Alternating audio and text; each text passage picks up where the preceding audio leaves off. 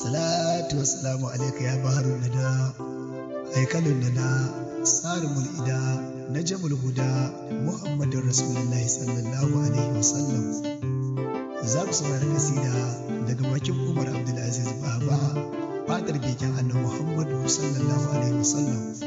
Za ku samu Umar Abdulaziz Baba a gidan ra'isul ahbabu Imam al-ahbabu Rasulullahi a sai bishop Sadi Jamhuri radiyallahu ta'ala anhu. Mai saurare zo mu tafi.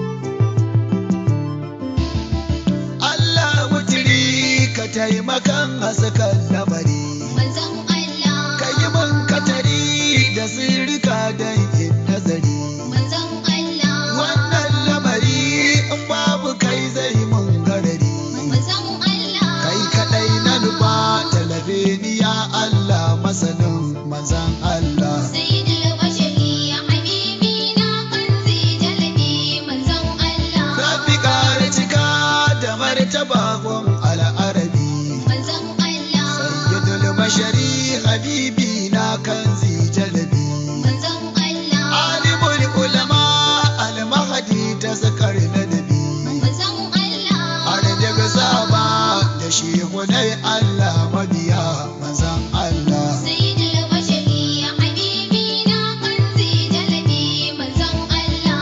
Allah ka zuba ingancin kyawun lafazi manzon Allah. Kai man dafa'i da musu dafa ka yi mun ludufi manzon Allah. Ka kaɗan raina da zuciya karsi kusufi manzon Allah. Ka haɗa da cikin da lokutan su zamo hidimar manzon Allah. Sayyidul bashari ya habibi na kanzi jalabi manzon Allah. Sanni qiblatuna Muhammadin nurul basari manzon Allah. Kai ne haƙun al-mahdi gaskiyar lamari